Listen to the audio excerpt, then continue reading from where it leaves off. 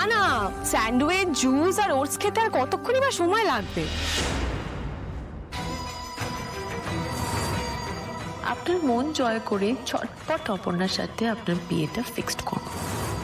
ওই মেয়ে এই বাড়িতে আসে মানে তো আমার কোনো কম্পিটিশনই নেই, সবটা সহজে আমার হাতের মুঠোয় রাখতে পারবো।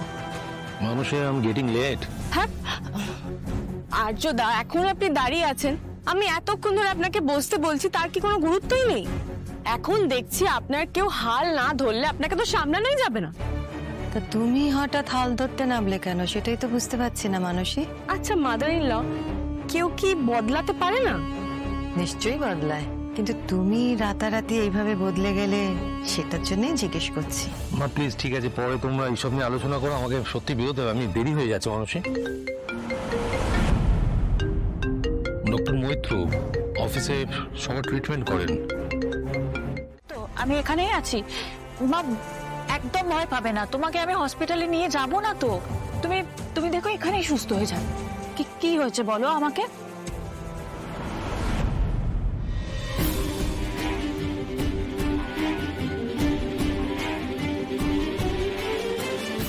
মীরা। আর্য,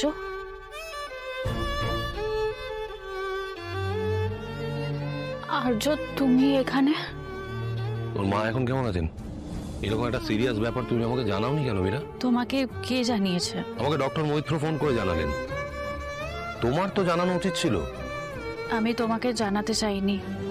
আমি জানি না তুমি কেন চাওনি আমাকে জানাতে, কিন্তু ডক্টর মৈত্রর কথা কেন শুনছো না তুমি? মা হসপিটালে যেতে চায় না, ভয় পায়, তাই আমি আমি হসপিটালে নিয়ে যাব না মাকে।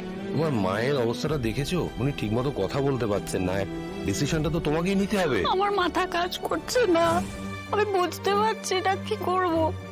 ঠিক আছে, দাঁড়াও, তুমি দাঁড়াও, আমি উইথ ইউ, চিন্তা করো না, আমি আছি।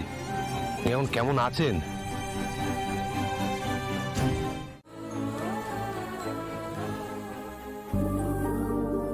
কাল দেখা হবে। হবে।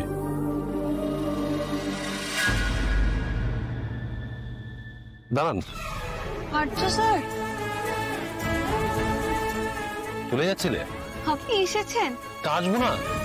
আমি তোমাকে কথা দিয়েছি, কথা রাখতে হবে না? হ্যাঁ মানছি, আমি একটু লেট করে ফেলেছি, সরি।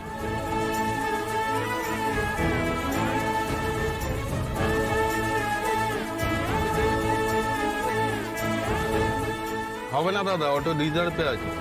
ওনাকে উঠতে দিন।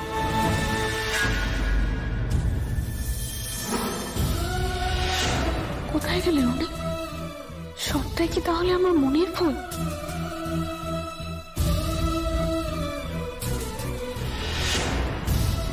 খুব উপকার হলো গোপন। আসলে একজনকে না কথা দেওয়া আছে, আমার জন্য অপেক্ষা করছে। ঠিক সময় মতো পৌঁছাতে না পারলে খুব বাজে একটা ব্যাপার হয়ে যেত। অনেক বড় উপকার করলে আমাকে, অনেক ধন্যবাদ তোমাকে। ভাগ্যিস আপনার কথা আপনি রাখতে পারবেন। কথা দিলে কথা রাখাটা খুব জরুরি, সবাই সেটা পারেন। হ্যাঁ, কিছু বললে?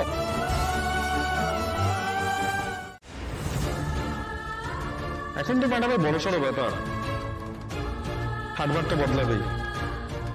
আর হবে নাই বা কেন, শুভর মুখে জয় তো সর্বত্রই।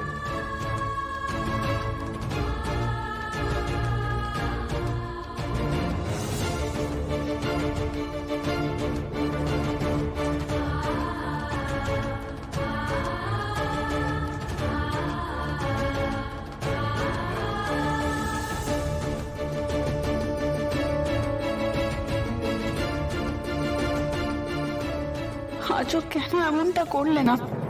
কেন এলেন না?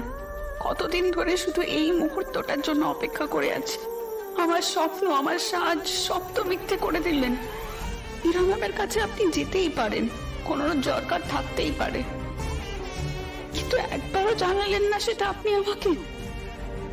ওই আজ আমায় দেখে হাসছে, ওর কাছে আমরা তার লিপস্টিক লাগিয়ে অফিস আসতে পারবো না।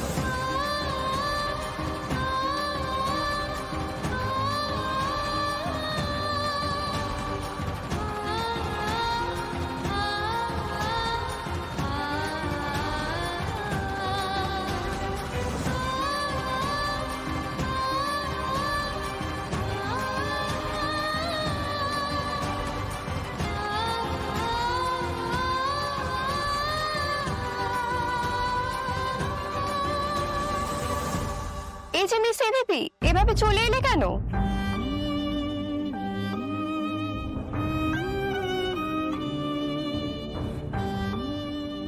একটা প্রমোশন বুঝে আমার সব পরিচয় পাল্টে দিল। আমি তোমার বন্ধু, তুমি আমার ওই অফিসের কলিগ। আমার একটা নাম আছে অপর্ণা, সেই নামে ডাকলে আমি বেশি খুশি হব। আরে আমি তো জাস্ট মজা করলাম। ওখান থেকে চলে এলে আমার মনে হলো তন্ময় দাদের কথায় তোমার খারাপ লেগেছে। আরে আমি তো ব্যাপারটা একটু হালকা করতে এলাম। I am so proud of you Aparna. তুমি কাঁদছিলে কেন? আচ্ছা তুমি তো জানো যে এভাবে তন্ময় দা লেগ পুল করে, আর ও তো এমনিতেই জেলাস। আর তোমার প্রমোশনের পর তো সে তো আরো বেড়ে গেছে। তুমি তোকে ইগনোর করো, তাহলে এত কষ্ট পাচ্ছ কেন? জানি না।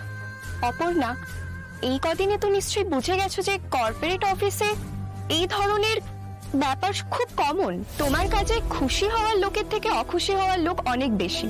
সুযোগ পেলে কাকড়ার মতো টেনে নিচে নামানোর চেষ্টা করবে। তুমি তো যথেষ্ট ট্যালেন্টেড। তুমি যেটা পেরেছো সেটা তো সবাই পারবে না। তুমি এটা ডিজার্ভ করো। তবে যত উন্নতি হবে ততই লোকের হিংসা বাড়বে।